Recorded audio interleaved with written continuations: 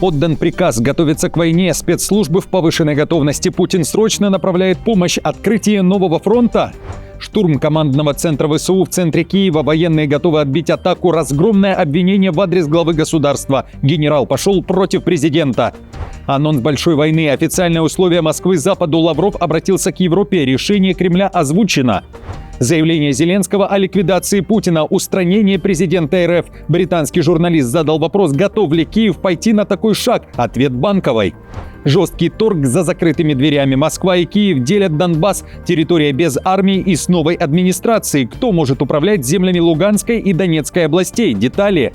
Чрезвычайное положение. Двойной удар по Киеву от соседей. Борис Джонсон требует НАТО ввести войска в Украину. И печальный прогноз для Германии. Резкое сокращение населения. Удар по пенсионерам и экономике. Об этом и не только. Досмотрите. Друзья, всем привет! Это «Время Прядков». Коротко, четко и по делу о том, о чем говорят в мире. Поддержите прямо сейчас, если не сложно, лайком, комментарием и репостом. Лайком особенно после вчерашнего сбоя. Это очень важно. А я начинаю.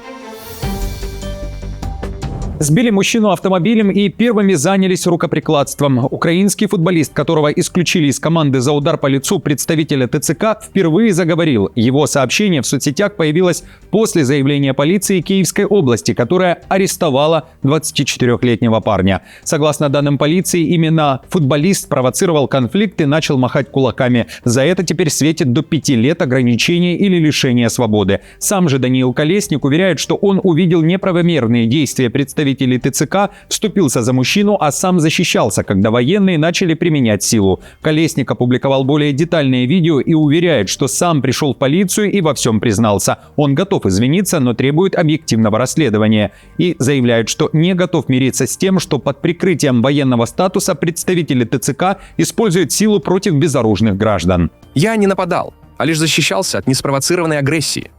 Я не скрывался. Я не уклонялся от ответственности. Напротив, я самостоятельно пришел в отделение полиции, добровольно предоставил видео и объяснения. Меня не задерживали. Это могут подтвердить свидетели. Я поддерживаю вооруженные силы Украины. Я уважаю каждого воина, который сегодня защищает страну на передовой. Полиция, тем не менее, открыла уголовное дело по статье об умышленном нанесении побоев или причинении легких либо средней тяжести телесных повреждений сотруднику при исполнении. Чрезвычайное положение в действии, оно уже объявлено. Правительство приняло решение. Словакия заявляет об особом нефтяном режиме, который стартовал. Причина: с конца января через нефтепровод «Дружба» нефть не поступает в страну. Правительство Словакии объявило о введении с четверга нефтяного чрезвычайного положения, как сообщило информагентство ТАССЕР. Это позволяет высвободить чрезвычайные резервы, хранящиеся в государственных хранилищах, для нефтеперерабатывающего завода «Словнафт». Это необходимо, чтобы снабжение автозаправок в стране не рухнуло. Словакия и Венгрия обвиняют Украину в шантаже и считают, что Зеленский стоит за блокировкой работы нефтепровода «Дружба». Украина уверяет, транспортировка российской нефти по этому трубопроводу была остановлена с конца прошлого месяца из-за масштабных российских атак на украинскую энергетическую инфраструктуру. Несмотря на это, Будапешт и Братислава в ответ прекращают экспорт дизельного топлива в Украину. Премьер Словакии Фица считает, что Украина намеренно перекрыла поставки, чтобы оказать давление на Орбана перед выборами и попыткой усилить позиции Украины по вступлению в ЕС. Кроме того, Фица намекает, что Словакия может пересмотреть поставки страховой электроэнергии Украине. Почему я не могу сказать критическое слово о господине Зеленском? Он не священная корова. Простите за выражение. Я считаю, что он причинил нам огромный ущерб. Повторю, нашей стране он уже причинил огромный ущерб. Скажите, мне в ответ надо остановить поставки электроэнергии в Украину? Что вы тогда будете делать? Вы будете прыгать и кричать все вместе, но как обычно. Орбан также считает и заявляет о политическом шантаже и попытке Киева оказать давление, чтобы Будапешт поддержал вступление Украины в ЕС. В ответ Венгрия приняла решение прекратить поставки дизельного топлива в Украину. К счастью, у Венгрии есть правительство, которое не склоняется перед шантажом. Мы приняли все необходимые меры для обеспечения наших поставок и не уступим. Работу трубопровода остановили российские удары, заявляют в МИД Украины. В Киеве говорят, что Словакия и Венгрия при этом не имеют никаких претензий к Москве. В украинском министерстве также заявили, что у Будапешта и Братиславы было время и возможность спрыгнуть с нефтяной иглы благодаря исключениям в рамках санкций ЕС на запрет импорта Роснефти. Сейчас же ситуация напоминает наркозависимость, резюмировали в МИД. Никаких оснований оставаться зависимыми от российской нефти у этих стран не существует. К сожалению, мы не видим даже попыток лишиться зависимости от российской нефти, а наоборот, вопреки политике Европейского Союза, мы видим попытки оставаться на этой игле как можно дольше, и это напоминает наркоманию. Авиация НАТО поднята для атаки, высадка десанта в море, десятки кораблей. Молниеносная переброска войск началась, но пока лишь в рамках масштабных учений НАТО на Балтике. В Шлезвиг-Гольштейне стартовала операция Альянса. В амфибийной фазе задействованы 15 кораблей и около 2600 военных, а всего в маневрах 10 тысяч солдат, более 1500 единиц техники и 17 кораблей из 13 стран. Самые крупные контингенты направила Турция, Испания, Италия и Греция. Американских военных при этом нет. За ходом учений наблюдал министр обороны Германии Писториус, который ранее заявил, если восточный фланг вспыхнет, переброска пойдет через Германию. Учение – это ответ Москве. Всем известно, что ситуация с безопасностью, особенно в Балтийском море, в последние годы обострилась и существенно изменилась. Россия угрожает нам гибридной войной, а ее теневой флот наносит ущерб нашей подводной инфраструктуре. Кроме того, все чаще фиксируются пролеты беспилотников, и значительно усилилось российское военное присутствие в Украине, в Балтийском море. Мы, НАТО, демонстрируем здесь и в других местах свое присутствие и способность к действиям, в том числе посредством этих учений. Войска НАТО должны пойти дальше восточного фланга Альянса и войти в Украину. Экс-премьер Великобритании Джонсон заявляет, что европейцам надо либо действовать, либо заткнуться. Это цитата. Европа громко говорит о стратегической автономии и независимости от США, но, по мнению Джонсона, за словами пока нет действий. Он утверждает, что у ЕС есть шанс доказать самостоятельность, начать сильнее вооружать Киев, нанести удары по РФ и теневому флоту и разморозить российские активы. Он также предлагает рассмотреть размещение европейского контингента в безопасных районах Украины как политический сигнал Москве. Действительно ли Европа хочет, чтобы эта война закончилась? Тогда что мы делаем? Если нам не безразличны страдания украинцев, как мы утверждаем, то ради бога давайте дадим им средства уничтожать заводы, производящие российские беспилотники. Почему немцы по-прежнему удерживают свои крылатые ракеты «Таурус»? Из-за страха эскалации? В России же заявили, войн не ищут и не хотят. Однако Лавров анонсировал большую войну. Если европейцы будут готовить войну против России, то Россия будет воевать и другими средствами. Москва призвала ЕС принять то, что с Россией придется жить вместе и под боком. Но если вот эти европейские наши соседи, вместо того, чтобы понять свои ошибки и понять, что жить нам все равно вместе придется, и если вместо этого понимания они будут готовить войну против нас, как они объявляют, президент не раз на эту тему высказывался и напоминал, что на Украине мы ведем специальную военную операцию, а если они хотят войны, то это будет совсем другая война и совсем другими средствами. Женевские переговоры завершились без прорыва. Публично стороны разошлись ни с чем, но за закрытыми дверями идет жесткий торг. Главный узел – контроль над частью Донецкой области. Россия требует передачи территории, Украина отказывается уступать без гарантий безопасности. В кулуарах обсуждают создание демилитаризованной зоны, где не будет ни украинской, ни российской армии. Это идея из прежних мирных планов. Москва допускает вариант при условии присутствия своих сил правопорядка. Киев настаивает на международных миротворцах. Об этом пишет Нью-Йорк Таймс. Также Москва и Киев обсуждали создание спецадминистрации, которая будет управлять землями Донбасса. Переговорщики обсуждали создание гражданской администрации для управления этой территорией после войны. Сообщили 2 из 3 человек, знакомых с ходом переговоров. В такую администрацию могли бы войти представители как России, так и Украины, сказал один из источников.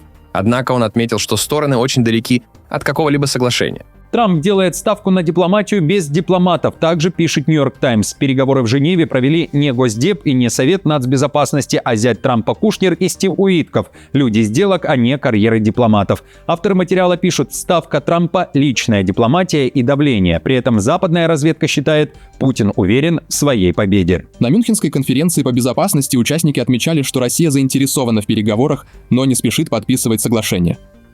По словам западных военных чиновников из разведки, Владимир Путин считает, что выигрывает и получает больше рычагов влияния по мере продолжения боевых действий. В Белом доме официально заявили, что на переговорах в Женеве между США, Россией и Украиной был достигнут существенный прогресс, а следующий раунд состоится в будущем.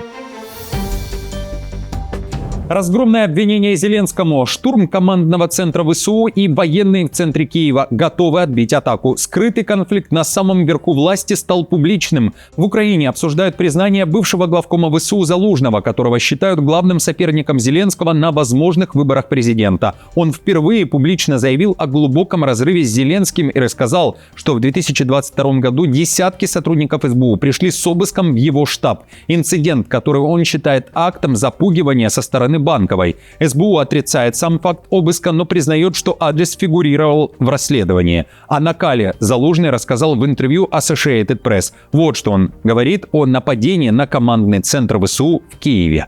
Залужный рассказал, что во время обыска в его кабинете в 2022 году он позвонил руководителю офиса президента и предупредил, что готов вызвать военных, чтобы остановить это и защитить командный центр.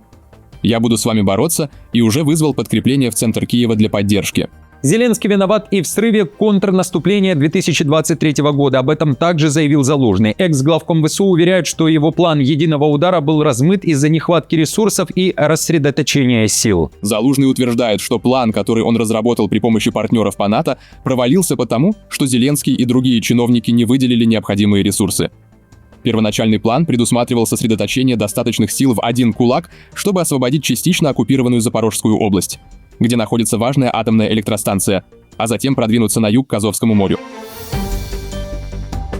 Заявление Зеленского о ликвидации Путина. На Банковой ответили на вопрос: если бы появилась возможность устранить президента РФ, отдал бы такой приказ Зеленский или нет?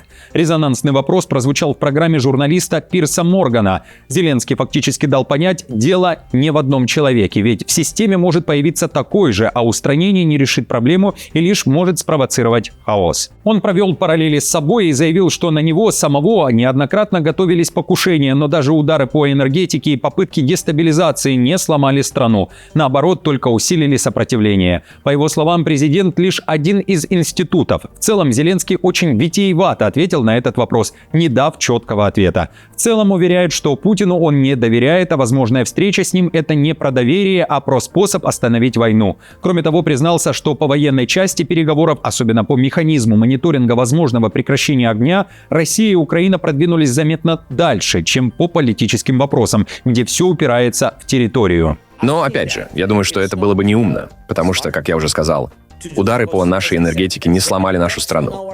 Напротив, ненависть к русским после этого только усилилась. Поэтому я думаю, что это то же самое, что убивать людей. Даже убийство президента не сломает страну. Думаю, реакция может быть иной, а русские, к сожалению, по-настоящему не оценивают реакцию украинцев. Повышенная боевая готовность, закрытые переговоры на всех уровнях власти в Израиле. Там считают, что решение Трампа скоро будет озвучено. США нанесут удар по Ирану раньше, чем кто-либо ожидает. Раунд переговоров в Женеве не привел к прогрессу, пишет израильская пресса, и уточняет, что все ждут отмашки из Белого дома. Спецслужбы получили указание готовиться к войне. В системе безопасности также готовятся к обороне. Такую информацию распространили израильские медиа 18 февраля вечером. В последние сутки на всех уровнях в Израиле прошли обсуждения возможности того, что Трамп даст зеленый свет удару по Исламской Республике. По оценкам, если США нанесут удар, Израиль также присоединится. В системе безопасности готовятся и к обороне. Спасательные службы получили указание готовиться к войне. Война, которую начнет Трамп, покажет драматическое влияние на весь регион и будет иметь серьезные последствия для оставшихся 3 лет его президентства, пишет издание Axios, которое также акцентирует внимание, что удар близок. F-16, F-35 и F-22 откроют огонь, и не только. По их словам, речь, скорее всего, пойдет о совместной американо-израильской кампании, гораздо более широкой по масштабу и более экзистенциальной для иранского режима, чем 12-дневная война под руководством Израиля в июне прошлого года, к которой США в конечном итоге присоединились, чтобы уничтожить подземные ядерные объекты Ирана. Путин срочно направляет помощь. Военные Москвы передают сигнал Трампу. Москва и Тегеран вывели флот. Официально заявляется, моряки синхронизировали действия для обеспечения безопасности гражданского судоходства. Но все происходит на фоне новостей об открытии нового фронта. Иранская пресса о событии пишет так. Официальный представитель учений подчеркнул, что данные учения также запланированы с целью углубления дружественных отношений, расширение регионального сотрудничества с приоритетом соседних стран и усиление роли государств региона в обеспечении и поддержании морской безопасности и судоходства. Германия стремительно стареет и сокращается быстрее, чем ожидали. Согласно новому исследованию немецкого экономического института, население Германии к 2050 году уменьшится почти на 5%. Это пересмотр прогноза. Ранее ожидалось снижение всего на 1%, но после обновления данных Федерального статистического ведомства оценка стала значительно более жесткой. Первая экономика Европы будет под ударом. По новым расчетам, к середине века в стране будет около 79 миллионов человек. Это самый низкий показатель с начала 90-х годов. Сокращение связано не только с низкой рождаемостью, но и с более слабым миграционным притоком, чем предполагалось ранее. Самый серьезный удар придется по рынку труда. Число людей в возрасте от 20 до 66 лет сократится примерно на 12%, тогда как количество пенсионеров вырастет более чем на 20%. Это создаст серьезное давление на распределительную пенсионную систему, которая уже сейчас требует около четверти федерального бюджета, пишет Financial Times. Экономические последствия также будут ощутимыми. Долгосрочный рост ВВП оценивается всего примерно в 0,4% в год, и демографический спад может дополнительно замедлить развитие крупнейшей экономики Европы. Особенно сильно пострадает Восточная Германия, где сокращение населения будет наиболее заметным. Крупные города на западе страны столкнутся с меньшим эффектом, но полностью избежать демографического давления не смогут. Приток мигрантов к 2030 году теперь ожидается значительно ниже прежних прогнозов после ужесточения миграционной политики правительством. Показатели рождаемости также были переоценены в предыдущих прогнозах.